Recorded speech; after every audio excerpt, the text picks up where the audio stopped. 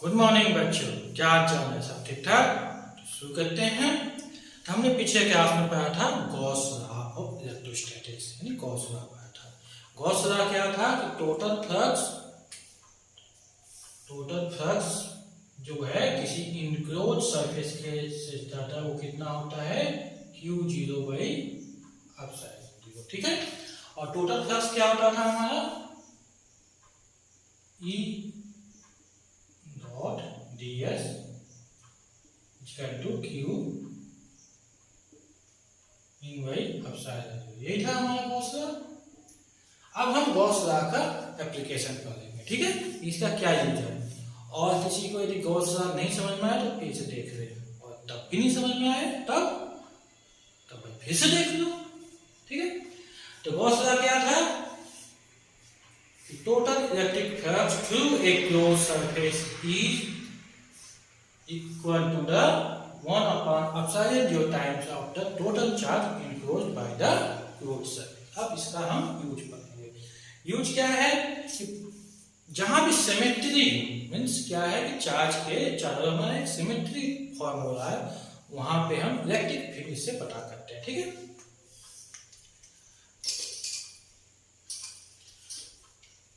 मान लीजिए कि ये इंफिनिटी मींस क्या, पहला क्या है, इलेक्ट्रिक फील्ड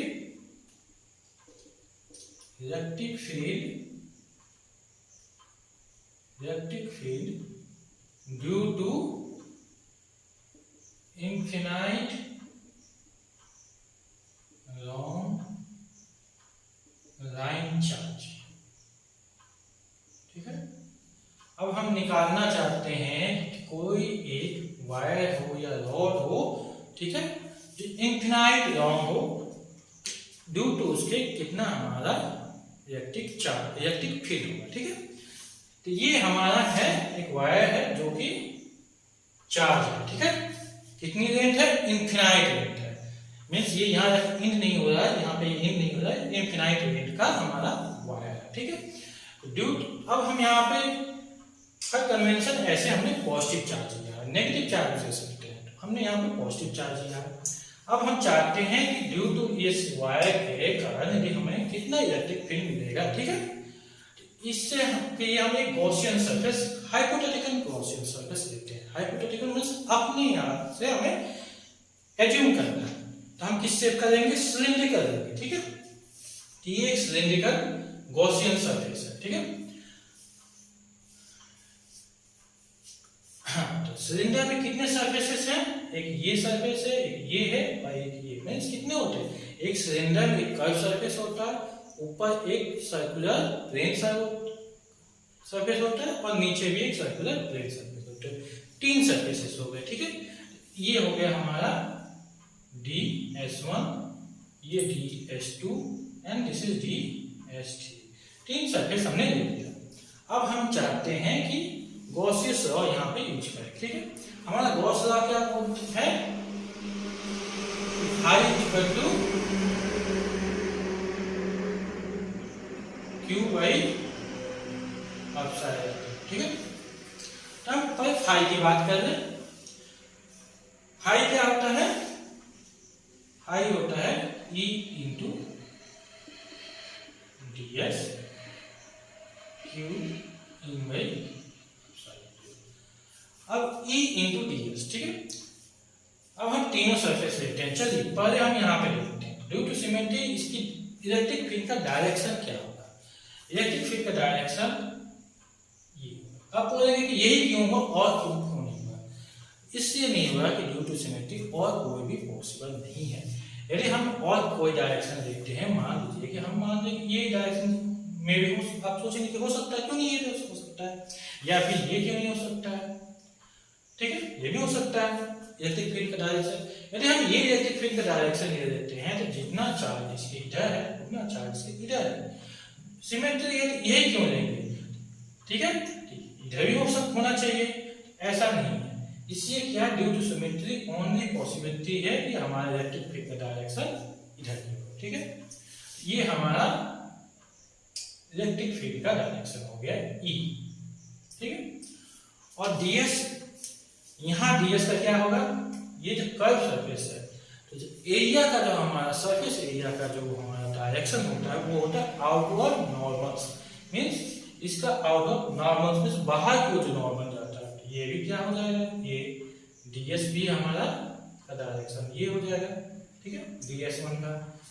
ds2 की बात करें और ds3, तो यहाँ हमारा आउटवर्ड नॉर्मल ds2 का डायरेक्शन ये है और ये ds3 का डायरेक्शन, ठीक है,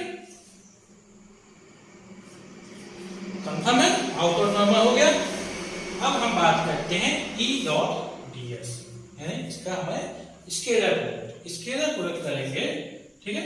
तो हम निकालते हैं फाई कितना हो रहा है, फाई जो होगा हमारा E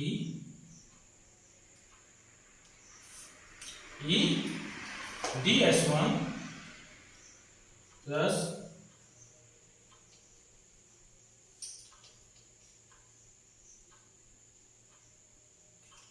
E ds2 plus E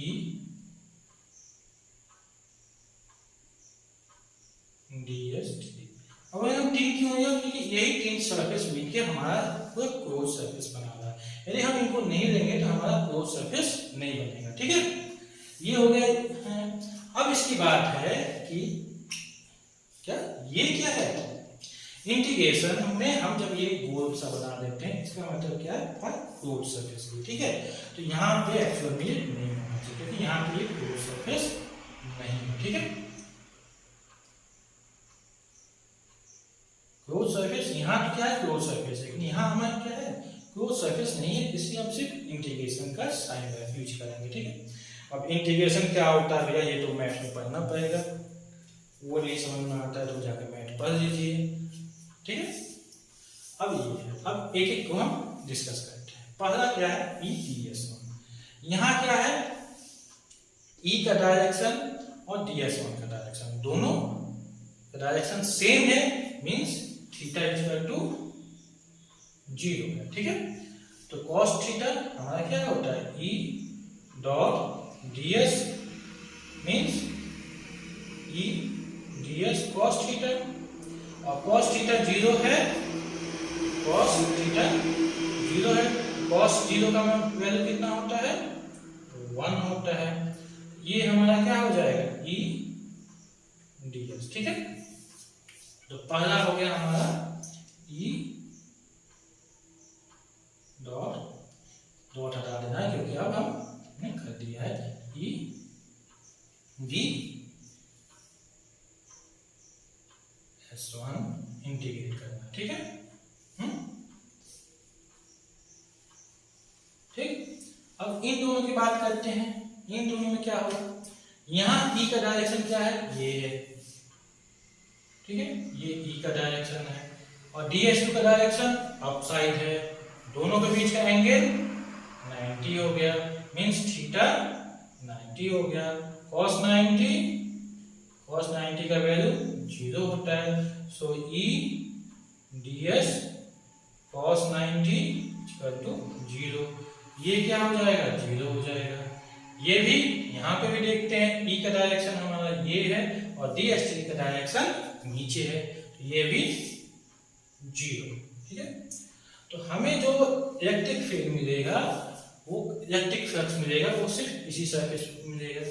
अब जब हम इसको इंटीग्रेट करेंगे, E तो सब जगह सेम है, ठीक है, E तो सब जगह सेम है, कांस्टेंट है ds1, और ds1 को जब इंटीग्रेट करेंगे तो टोटल सरफेस एरिया कितना होगा, कर्व सरफेस एरिया हमारे सिलेंडर का कितना होता है, E 2πr l, ठीक है, 2πr l होता है, ये हमारा सिलेंडर का सरफेस एरिया है, जहां l क्या है, ये इसकी लेंथ है, ये है l, ठीक है। 2π ये हमारा आ गया फाई, इलेक्ट्रिक फ्लक्स का ये हमें मिल गया, ठीक है। अब हम बात करते हैं Q की, Q इन, ठीक है, Q इन कितना होगा, चलिए यहां पर लिख देते हैं, Q कितना इसके अंदर मीन्स इस सिलेंडर के अंदर कितना चार्ज है।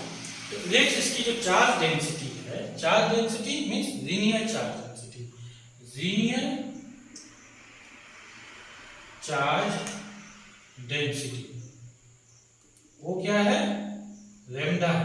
क्या है, तो हमारी लीनियर चार्ज डेंसिटी है लैम्डा। ठीक है, तो क्यू इन क्या हो जाएगा, क्यू इन मीन्स इस जो गॉसियन सरफेस है हमारा, इस सिलेंडर जो है इसके अंदर कितना है। ठीक है, तो यहाँ जो है लैम्डा क्या है, linear charge density means charge per unit rate, और इसकी रेट कितनी है, ये यही एल है, lambda into L. Q in आ गया हमारा, ये फ्लक्स आ गया ये। ठीक है, तो हमें निकालना है, ये है था ना गॉस का, ये बोलता ना फाई हमने निकाल लिया, क्यू ई निकाल लिया, दोनों को पुट कर देते हैं। फाई के लिए क्या हो गया, E equal to 2 pi R L, और ये क्या हो गया, क्यू इन की जगह पे लैम्डा एल बाई एप्सिलॉन। ठीक है, यहां से ये एल गया, ई इक्वल टू क्या हो गया, 2 पाई आर नीचे आएगा, तो lambda by 2 pi epsilon R. ठीक है, ये है हमारा electric field due to infinite long line charge. Line charge means electric wire हो सकता है, रॉड होता है, जो भी हो, क्या है, सिर्फ उसमें रेंज होनी चाहिए ना, और उसकी कितनी है, इनफिनाइट है। ठीक है, कितनी रेंज है, इनफिनाइट रेंज है, तब हमें ये मिल गया। इलेक्ट्रिक फील्ड है, इसका डायरेक्शन क्या होगा, इलेक्ट्रिक फील्ड का डायरेक्शन बाहर होगा, आउट ऑफ नॉर्मल, यानी यहां से जो है नॉर्मल की ओर। ये आ गया हमारा, यदि हम वेक्टर की बात करते हैं तो lambda by 2 pi epsilon 0 R. ठीक है, और इसकी डायरेक्शन क्या होगा, बाहर को। ठीक है, ये, और आर क्या है, आर है इसकी इससे डिस्टेंस। ठीक है, मीन्स जो हमारा इलेक्ट्रिक वायर है उससे जैसे जैसे डिस्टेंस बढ़ता रहेगा, हमारा इलेक्ट्रिक फील्ड क्या है, यहाँ पर प्रोपोर्शनल टू 1 बाई आर है। ठीक, 1 बाई आर है, जबकि हम जब पॉइंट चार्ज की बात करते हैं तो उस समय हमने देखा था कूलॉम्स लॉ और गॉस लॉ दोनों के थ्रू हमने निकाला था, तो क्या आया था, 1/4 pi epsilon 0 Q by R square means E equal to, E जो है हमारा क्या था, proportional to R, inversely proportional to 1 by R square. Means जो पॉइंट चार्ज है उसमें इलेक्ट्रिक फील्ड बहुत तेजी से कम होगा। ठीक है, बट यदि हमारा लाइन चार्ज है, चार्ज जो है लाइन डिस्ट्रीब्यूशन है, पॉइंट चार्ज ना होकर उसका लाइन डिस्ट्रीब्यूशन है, तो उसका क्या होगा, इंटेंसिटी हमारी जो इलेक्ट्रिक फील्ड की है वो रिड्यूस होगी 1 बाई आर से। पॉइंट चार्ज के लिए 1 बाई आर स्क्वायर। यहाँ यदि हम इसका ग्राफ ड्रॉ करें, ठीक है, ये फार्मूला आपको याद रखना चाहिए, ये फार्मूला को सीधे सीधे न्यूमेरिकल आपसे पूछा जा सकता है। Electric field due to a wire long infinite wire कितना होता है, ये होता है। ठीक है, तो हमें क्या मिल गया, E proportional to 1 by R. Graph draw करेंगे आर एंड ई का, मीन्स जैसे जैसे हम डिस्टेंस इंक्रीज करते हैं, जैसे जैसे हम दूर जाते हैं, तो हमारा इलेक्ट्रिक फील्ड रिड्यूस होगा फ्रॉम 1 बाई आर से। और वही पॉइंट चार्ज के लिए, ठीक है, पॉइंट चार्ज के लिए ये होगा इनवर्स स्क्वायर ऑफ ये। ठीक है, ये पॉइंट चार्ज के लिए है, पॉइंट चार्ज, और ये है लाइन चार्ज डिस्ट्रीब्यूशन के। ठीक है,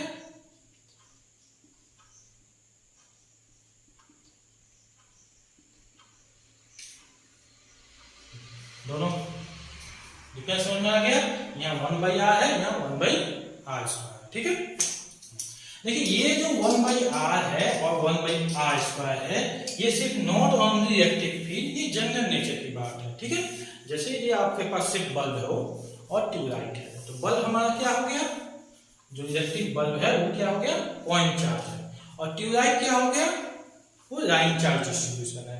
जैसे इन लाइट इंटेंसिटी भी क्या होती है, ट्यूबलाइट की लाइट इंटेंसिटी कम होगी, उतनी कम नहीं होगी जितनी कि हमारे बल्ब की होगी, ठीक है।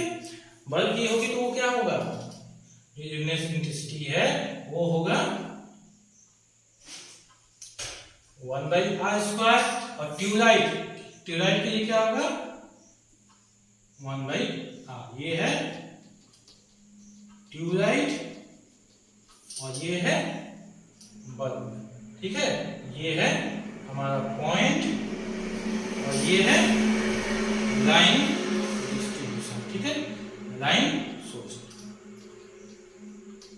ये है पॉइंट सोर्स और ये है लाइन सोर्स, ठीक है। ये समझ में आ गया, यहाँ पे 1/r से रिड्यूस होगी for infinite long line charge. अब कुछ हम और क्वेश्चन टाइप सॉल्व करते हैं। हमारा क्वेश्चन है if E = 6I + 3J + 4K calculate the electric flux through surface area of 20 units in YZ। हमें क्या करना है, एक प्लेन दिया हुआ है जो YZ प्लेन में है, 20 यूनिट्स का है, उसके थ्रू कितना फ्लक्स जाएगा। फ्लक्स क्या होता है, फाई क्या है, E इंटू DA या DS, चलिए DS होता है, DS, ठीक है। अब यहां बात करते हैं, देखिए YZ प्लेन, ये जो YZ प्लेन में हमारा जो प्लेन रखा हुआ है उसका डायरेक्शन क्या होगा। यदि YZ प्लेन में रखा है तो डायरेक्शन क्या होता है, हमारा एरिया का आउटवर्ड नॉर्मल, ठीक है। तो हम इसकी डायरेक्शन लेते हैं, मान लीजिए कि ये हमारा एक्स एक्सिस है, ये एक्स है, ये वाई है, ये जेड है। मान लीजिए कि ये हमारा प्लेन बन गया जो एक्स वाई प्लेन में है, तो इसका परपेंडिकुलर मींस जेड डायरेक्शन, ठीक है। तो जेड डायरेक्शन में इस हिसाब से हमारा डीएस कितना हो गया, डीएस है, ठीक है, 20 इसके मैग्नीट्यूड है, और डायरेक्शन जेड डायरेक्शन मींस के, ठीक है। तो हमें फाई निकालना है, electric flux E = E dot ds। E का वैल्यू कितना दिया हुआ है, ये है E है 6I + 3J + 4K, और ds कितना है, ds है .20K, ठीक है। ये हमारा दो वेक्टर का स्केलर प्रोडक्ट है, डॉट प्रोडक्ट है। तो यहां से क्या हो जाएगा, I के साथ I नहीं है, 0 + 0 4 × 20 मीन्स 80 यूनिट्स, ठीक है। ये हमारा आ गया electric flux through YZ plane 80 units आएगा, ठीक है।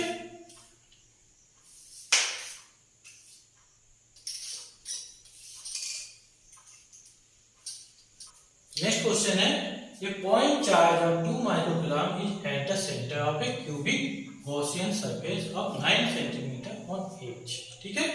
What is the net electric flux through the surface, means क्या है, एक 2 माइक्रोकूलम्ब का चार्ज है जो एक क्यूब के इनसाइड सेंटर में रखा हुआ है, ठीक है।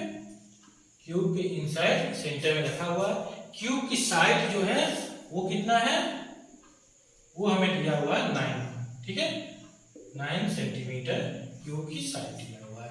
तो हमें क्या पता करना है, टोटल नेट इलेक्ट्रिक फ्लक्स कितना होगा, ठीक है, थ्रू द गॉसियन सरफेस, जो हमारा क्यूबिक सरफेस है, जो क्लोज सरफेस है, उसके थ्रू कितना हमारा इलेक्ट्रिक फ्लक्स जाएगा। तो गॉस लॉ क्या बोलता है, फाई = Q बाई एप्सिलॉन 0, ठीक है।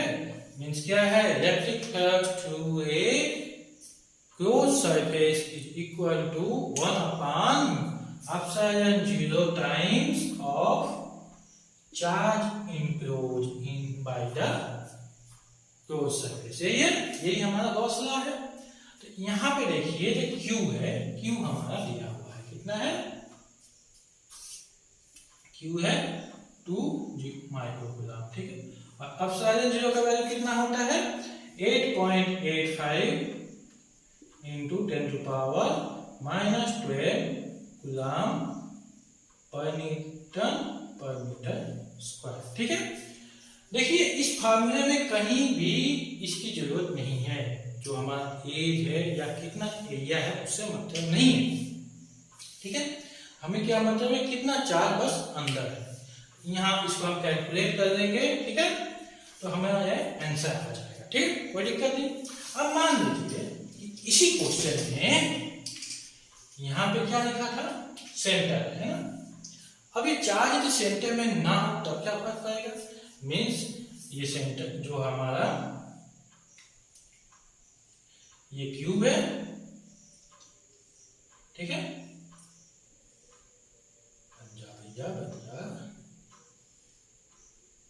ये क्यूब है, इसके सेंटर में ना कहीं भी ऊपर क्यों रखा हुआ है, तब क्या होगा?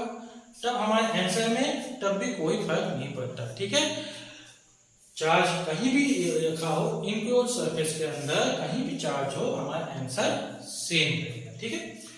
अच्छा, ये ठीक है। अब यदि पूछा जाए, ये तो हमसे पूछा गया कि टोटल नेट इलेक्ट्रिक फ्लक्स कितना हुआ, ठीक है। और यदि हमसे पूछा जाए किसी एक सरफेस, ठीक है, फ्लक्स थ्रू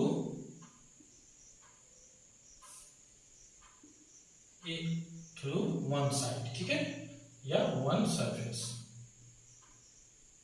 निकालना है, तब कैसे क्या होगा? कितना होगा बताइए? कितना होगा वन सरफेस में?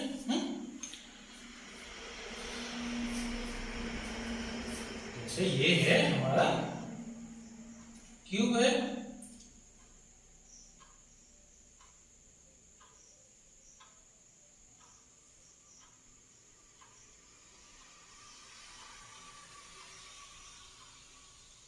चलो क्यूब मान लीजिए, क्यूब भी है ये, ठीक है, क्यूब है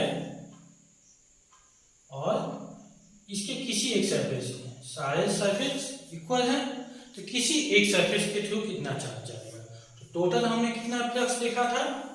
टोटल फ्लक्स हमारा क्या था? Phi equal to cube upon epsilon 0।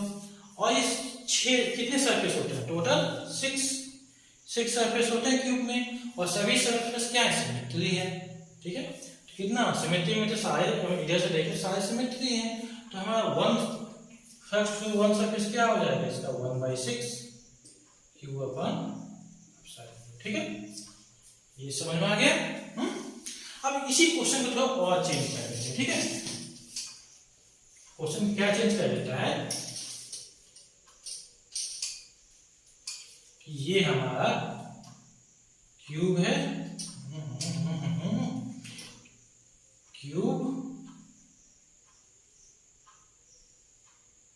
Cube बन जा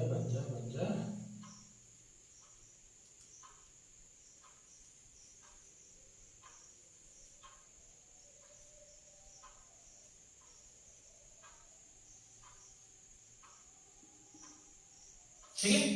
अब चार्ज को हम इसके अंदर ना रख के किसी एक साइड पे, मान लीजिए यहाँ इस कॉर्नर पे, इस वर्टेक्स पे कितना है? यहाँ हमने क्यू रख दिया। ये जो वर्टेक्स है, कॉर्नर है, उस पे हम एक चार्ज क्यू रख देंगे। अब हमसे पूछ रहा है कि इस क्यूब के थ्रू कितना फ्लक्स, नेट फ्लक्स पास होगा, ठीक है। क्वेश्चन समझ में आ गया? अब बताइए इसका कैसे सॉल्व किया जाए। यहाँ तो भाई कॉर्नर पे है, ठीक है। तो इसके लिए क्या है, देखिए ये कॉर्नर है, तो हम यदि इसको सिमेट्री लाना चाहते हैं, इस तरह से 4 डब्बे नीचे और 4 डब्बे ऊपर, मीन्स एक क्यूब इधर सजा दें, एक क्यूब इसके पीछे, एक क्यूब पीछे, और ठीक 4 ऊपर, ठीक है। तो टोटल 4 नीचे 4 ऊपर, और बी ये क्या हो जाएगा? उसका सेंटर होगा, ठीक। टोटल 8 क्यूब बनेंगे, और 8 क्यूब का वर्टेक्स सिंगल पॉइंट पे आ जाएगा, तब हमारा क्या हो जाएगा 5 to 1 क्यूब कितना हो जाएगा 1/8 Q in by epsilon zero. ठीक है, ये कब होगा जब हमारा वर्टेक्स होगा। क्यों? क्योंकि यहाँ पे एक बन जाएगा, फिर यहाँ बन जाएगा, फिर एक यहाँ बन जाएगा। ठीक, इसके ऊपर भी 4 इस तरह से बनेंगे। इस तरह से हमारे टोटल 8 जो बनेंगे क्यूब, तब जाके एक सिमेट्री क्रिएट होगी। ठीक है, इसलिए हमारा जो फ्लक्स होगा वो इतना होगा। ठीक, अब इसी क्वेश्चन को और थोड़ा चेंज कर देते हैं। सिंपल सी क्वेश्चन है कि चलिए एक साइकिल लिए, साइकिल नहीं एक स्फीयर। ठीक है, स्फीयर के सेंटर में हमारा, स्फीयर के सेंटर में या इनसाइड कहीं भी रख सकते हैं, कोई बात नहीं है। मान लीजिए क्यूब है और इसका रेडियस है 7 सेंटीमीटर। ठीक है, और यदि हम दूसरा ले लें, ठीक, और इसका ले लिया हमने रेडियस 9 सेंटीमीटर, तो किसमें ज्यादा फ्लक्स पास होगा या किसमें कितना फ्लक्स पास होगा? समझ में आ गया क्वेश्चन? इसमें देखिए क्या क्या कि हमारा इलेक्ट्रिक फ्लक्स कितना होता है Q/। अब इसमें कितना टोटल सरफेस एरिया है या टोटल कितनी वॉल्यूम है उसमें कोई मतलब नहीं है। कितना चार्ज, चार्ज तो चाहे हम किसी भी रेडियस का चार्ज हमारा क्या है Q है, तो हमेशा हमारा केस आएगा Q/एप्सिलॉन। ठीक है, तो समझ में आ रहा है कुछ कुछ हमारा गॉसियस लॉ, इसका यूज। ठीक है, जो हमने अभी फार्मूला निकाला था आज के लिए में क्या है E = लैम्डा अपान 2π ε0 r। ये निकाला था ना कि charge due to infinite long wire. ठीक है, या इनफिनाइट लॉन्ग रॉड निकालने ये आया था। इस फार्मूले को हम कूलॉम्स लॉ से भी निकाल सकते हैं। ठीक है, और गॉसियस लॉ से क्या कितना आएगा, जब वैल्यू तो सेम ही आएगी, इलेक्ट्रिक फील्ड जितनी होती है वो तो यही होती है, चाहे आप गॉसियस लॉ से निकालें चाहे कूलॉम्स लॉ से, वैल्यू तो सेम ही है। ठीक है, ओके, चलिए फिर मिलेंगे नेक्स्ट वीडियो में।